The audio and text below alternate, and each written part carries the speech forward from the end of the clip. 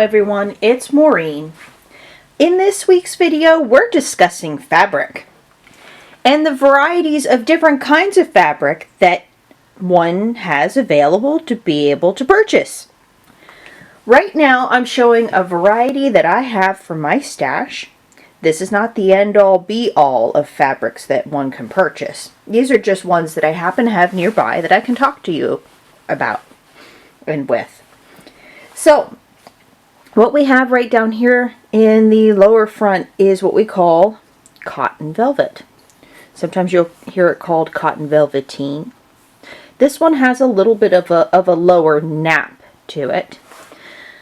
Velvet is a pile woven fabric where there are loops that are left up above the surface of the fabric. Those loops are then clipped to create a smooth yet fuzzy-like surface that creates a wonderful plush texture that could be used in home furnishings as well as clothing and accessories. Velvet you tend to see used as a somewhat of a substitute for fur at times, or for a fabric that needs a little bit more body and thickness to it, and velvet is fairly thick. In doll making purposes for me, I use velvet here and there for a skirt.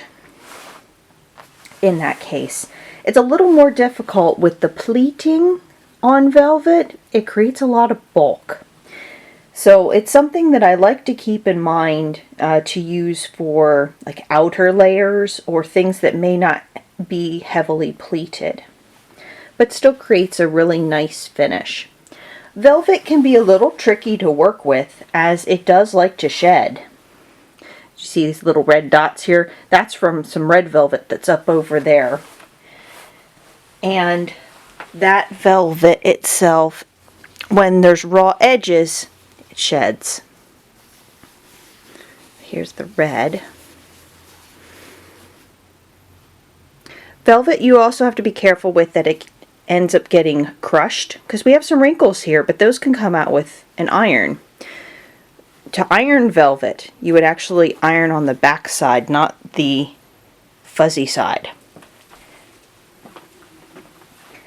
And with this being cotton, you can add a little bit of steam to it to give it and get out those wrinkles. So it is something that can be worked with, but it has to be done in a special way. Besides velvet, it comes in other fibers like silk velvet, and I haven't heard of a wool velvet, but it may possibly exist. I try to stick to natural fibers with the fabrics I choose for my clothing for the SCA, for Society for Creative Anachronism. It's also a little bit easier to source them and not wonder what kind of fabric that you're maybe putting under your iron or your sewing machine. I worry about synthetics because their melting factor, and I don't want to ruin the tools, notions, and equipment that I have accumulated over time by not knowing the fiber content of a piece of fabric. So I try to figure that out in advance. But yeah, that red is sort of shed all over the place, but velvet's quite nice. I like to use it in doll making. The cotton velvet works better because it's a lower pile than, let's say, silk velvet. It's also, as I said, easier to iron too, to try to get rid of wrinkles. I also enjoy a great silk. This is what they call Mugga silk, which happens to have some yellow striations in with the orange of the fabric. This is the last bits that I have of this particular variety. I bought several yards of it, and I wish I could find more because it's a great fabric. One way to tell for real silks, if you're buying real silks, is look at the raw edge. If it's a little messy like this, 10 to 1, it's more than likely real silk. The synthetic silks don't seem to unravel as easily. This is a very subtle silk dupioni. It's got a little bit of slubs in the texture, which are considered imperfections and wouldn't have been really used in the medieval period because it would be considered a second silk, at least for the very slubby varieties. I still like to use it when I can because it's a easily sourced fabric, and I try to find the ones with the least amount of slubs. Silk can come in a couple different weaves. Now this is also dupioni, but there's a technique called shot, where you're basically weaving one color one direction and another color another direction, and it creates this effect that when the silk gets dark, that you'll have these darkened areas on the fabric. This is actually with black, and it's not picking up on the camera very well, but this was some of the last silk I was able to buy at Joann Fabrics. They've stopped selling it, unfortunately. I do buy a lot of my fabrics from Joann Fabrics or online, but I try to be very picky about what I am purchasing, just for the sake that I'm trying to get something with a specific fiber content most of the time. And sometimes sellers are good at describing it, and sometimes you end up with a fake, so you do have to be careful with online shopping. So besides more like a satin weave or dupioni or China silk, where there's sort of a thinner, flat weave, this is a ribbed silk. So it has a ribbed texture. There we go. You can kind of pick it up a bit better. And with this, it's really, I really enjoy the finish, and I enjoy a ribbed silk quite a lot. I have another like pink silk that is this ribbed texture, and I enjoy it quite a bit.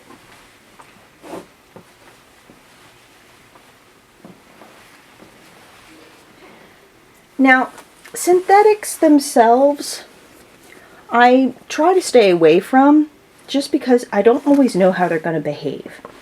But I do have a few exceptions to my rule. One of those being patterns. What we have here with our blue friend is actually a set of curtains that I found while out thrift shopping. And I wasn't very happy to see the plastic on the back, but I knew I was not going to use this fabric for myself. It has motifs that are just about the right size for dolls. And I'm currently working on a dress out of this material, which I will show in a later video.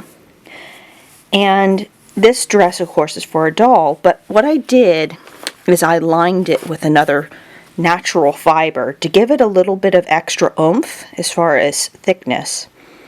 And this stands up on its own pretty well, but I wanted to make sure that it had enough body and that it would combat a little bit of the synthetic plastic like coating on the back, that the linen would give it a little extra texture of a different kind when sewn into a miniature garment.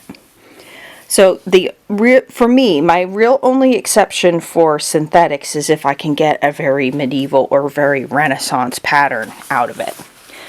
I try to get fabrics from reputable sources, specifically like Sartor Fabrics, for example. Their website, they're out of the Czech Republic, I believe, and so for me, that means the shipping is very high. But if there is a particular item I'm looking at, piecing is period, so I don't necessarily have to buy huge amounts of yardage to make something really nice. But that's what I would do. They have some fantastic silk brocades, which I don't have an example of what a brocade is, but it will pretty much create a pattern of some form, but it's woven pattern for the fabric in that case. A jacquard creates a pattern too, but it's a different technique and it wasn't developed until much later. So I try to stick to a brocade and stay away from jacquards because that technique was in the 1800s, so it was sort of well past my time frame that I try to work with. So, luckily piecing is period. I only have a little bit of this red velvet left, but it's going to make an amazing garment for a doll. And of course I'll show you when I am done with it. Everything's going to need a good brush. And that's one thing, speaking of velvet, that's kind of handy. Now, this one has a little bit of stuff on it. These are what we call velvet garment brushes. They come in really handy. My mom happened to have one when I was a little kid, and instead of using the sticky ones that you have to peel from, this has like a polyester velvet on it that specifically lays a certain way that when you pull it or push it one direction, you'll gather what fibers are on your fabric. Works great, of course, for pet hair as well. And then you basically are just going the opposite way of the nap in the fabric to collect the lint, the pet fur, what have you that has accumulated. But in a household with pets, this comes in very handy.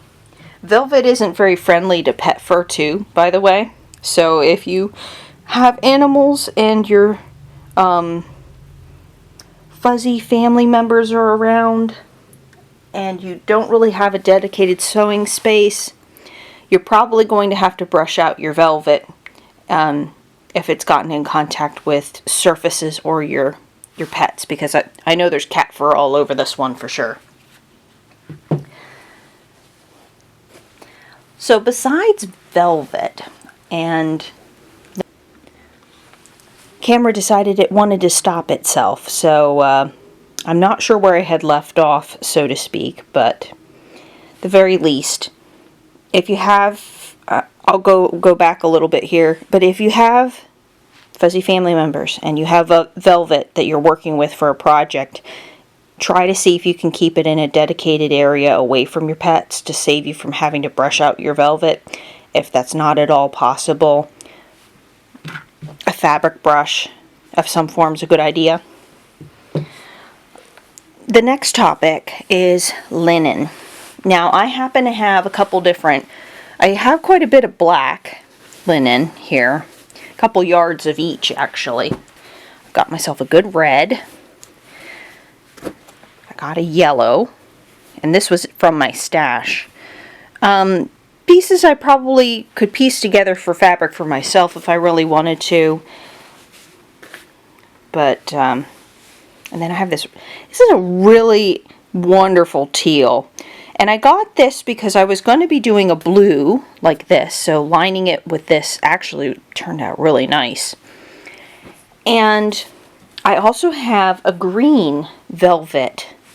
And I can show you that. In our little baggie over there with the pink straps, there's the blue. The green's sort of off to the corner over here a little bit. But there is a nice sort of foresty green back there, and then that nice brighter blue. So these are mainly being used for my current doll project where I'm having or making more fashion dolls, but these are more for my collection. And I just wanted to give you an idea of how the fabric picking process goes. So I don't run into anything like this very often as far as finding Renaissance patterned fabrics that aren't a huge big pattern or have motifs that are smaller like this that could work for dolls. So this was an unusual find. The linen I can buy at Joann's. There is a linen rayon blend that's about $12 a yard. If you get the 100% linen, it's about $20 a yard. And keep in mind, now Joann's does run sales and coupons, and I do recommend that. If you know that you're buying fabric and you need to get certain things that Joann's has, coupons are your friends.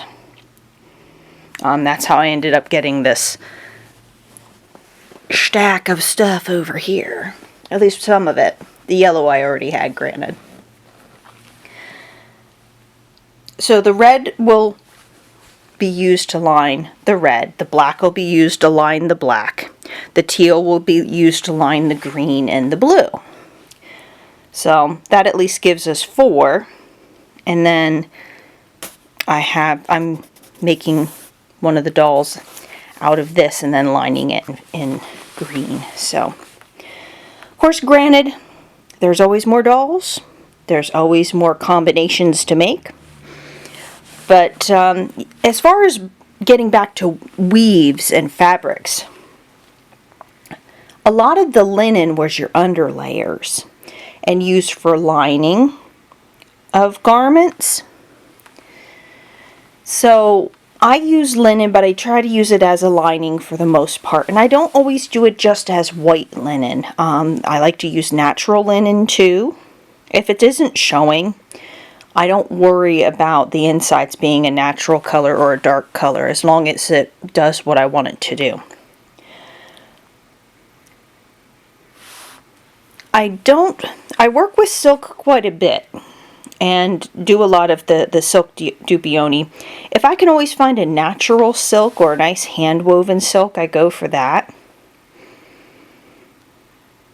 Because I do have some nice hand-woven where this has like a lozenge pattern, so a diamond pattern woven into it. And I have that sort of in a pinky color, which is what I used for Dorothy's main kirtle. So for me, most of my fabrics ended up coming from SCA events where there was a vendor who was selling fabric. So that's one thing. A lot of fabric I've been given tends to be the wrong kind of content I'm looking for. People will give me curtains or sheets. Sheets maybe I can make mock-ups out of, as far as like cotton sheets. Maybe lucky if I get a linen sheet here or there, which could be used for other things. Let me see here. This is linen. Now this is an entire pillow that's sort of stuff that I use as a sewing pillow and an ironing pillow. But I use a lot of white linen or cream colored linen for making chemises and sometimes for linings as well. This has a little bit of dust and dirt. But I made this pillow after seeing Zach Pinsent's sewing pillow, and I'm like, that's a great idea. So this is one thing that I like, is a nice heavy linen pillow, and this is stuffed with fabric scraps, so that's actually what gives it more weight than if I had stuffed it with poly stuffing. But I just wanted to give you a sampling of the materials that I happen to work with on a fairly regular basis. Like the dolls I'm currently working on aren't for a historical project, so I can get away using a synthetic. I wouldn't use it if I was going to have it as a documentable project for research purposes. I'd use the appropriate material or find or source a fabric that had a pattern like this that was made out of silk or a silk brocade. I'm trying to think of other places that I buy fabric online, because you can use Joann's online. Sartor you can of course order online. Oh, Burnley and Trowbridge. I almost forgot. Burnley and Trowbridge, they offer or sell various different materials that would be appropriate to various different time periods. They would be great if you're looking for something in particular. And if you're not seeing it on their website, I'd highly recommend emailing them. They would be able to possibly source something that you're looking for in particular. That might be a little bit more costly if they're specifically getting something in for you.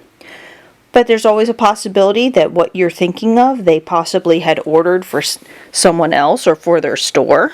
So it never hurts to check your sources and see what's going on out there in the fabric world.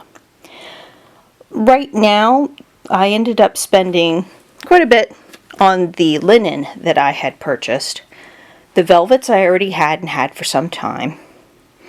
Restocking, because of inflation, is going to be a bit costly. I'm not going to use all of the yardage, though, that you're seeing here to make dolls. A lot of it will go into the stash to be used for later projects. Especially like the red and the black linen and the teal linen, I can use them for my clothing too. If you found this video useful, consider liking the video and subscribing if you'd like to see more content like this. I upload every other Friday, and we have some crafty shenanigans here and there. I will see you in my next video. Bye-bye.